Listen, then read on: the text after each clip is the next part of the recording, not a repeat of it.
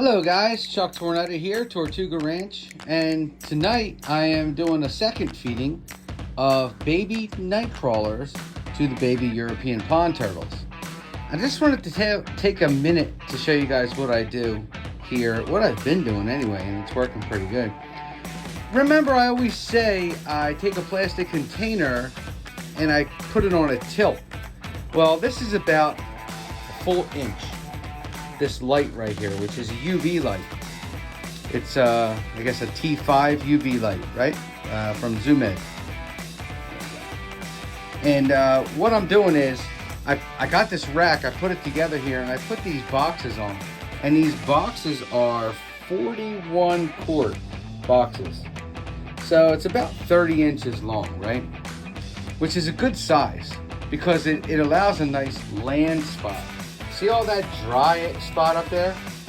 Turtles, especially water turtles, let's take a look at these little European pond turtles. They're so cute. Water turtles need to be able to get out of the water. They can't just stay in the water all the time. If they do, bacteria will grow. Sometimes bad bacteria like fungus, for example. And you could lose some animals that way. Now these little baby European night crawlers, or Canadian night crawlers, they're European pond turtles. Wouldn't be me if I didn't screw something up, right? They're tiny little worms. And I got them from Uncle Jim's Worm Farm. And I got 5,000 of them at a clip. And see, there's just a ton of them. See that? Ooh, every girl's nightmare, a handful of worms. Well, most girls. Anyway, these little night crawlers do very well in the refrigerator.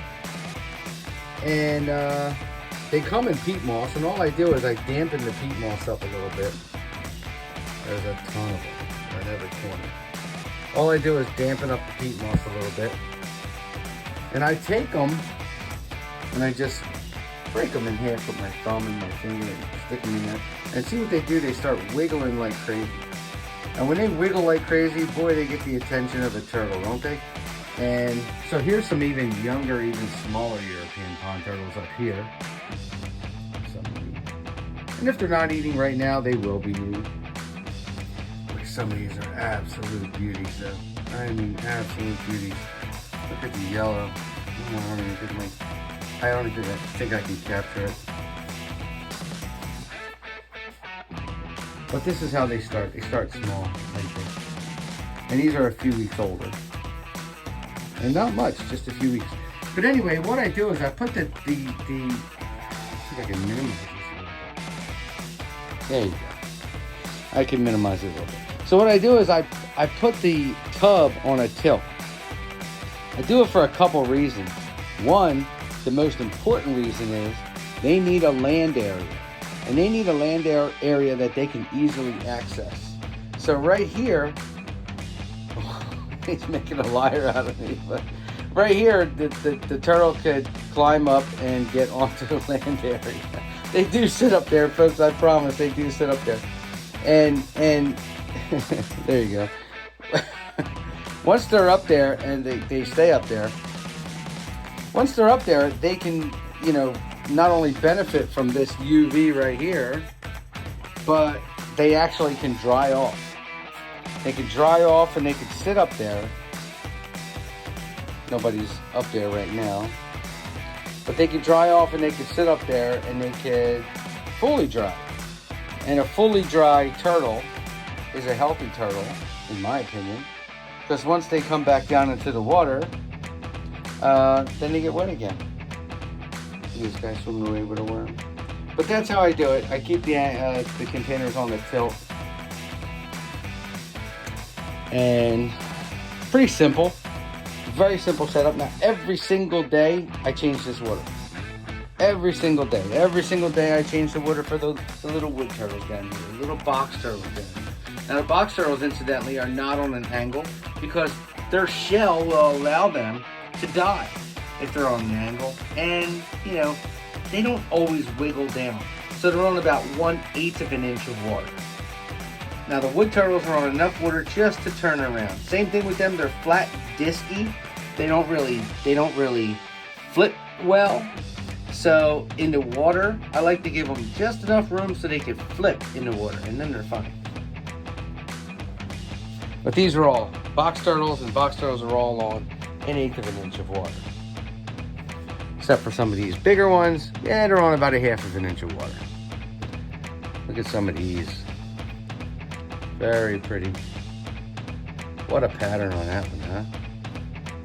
Let me move my thumb. Move your big fat thumb out of the way. I'm sorry, I'm drying. I'm drying. There's some more babies.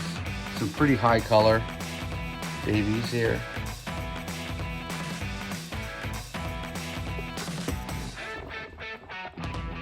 Okay. So that's how I keep the little water turtles, the aquatic ones anyway, on tubs that slant. You guys are really making me look bad. Nobody can get up there onto the freaking dock while I'm videoing. Now then I'll come down and there'll be 10 of them sitting up there. Okay guys, well you get the gist. Thank you for hanging out. Guys, it wouldn't be me if I didn't forget something. Okay, another reason why I like to put these underneath the bins, besides just being efficient and putting the light where I need it, is these get warm. These get nice and warm, so when they climb out of the water and sit up on that dry spot, they're actually sitting on some nice belly heat, which is nice for them, and they like it because reptiles are ectotherms and they rely on the temperature around them for their warmth, aka happiness. Okay guys, thank you.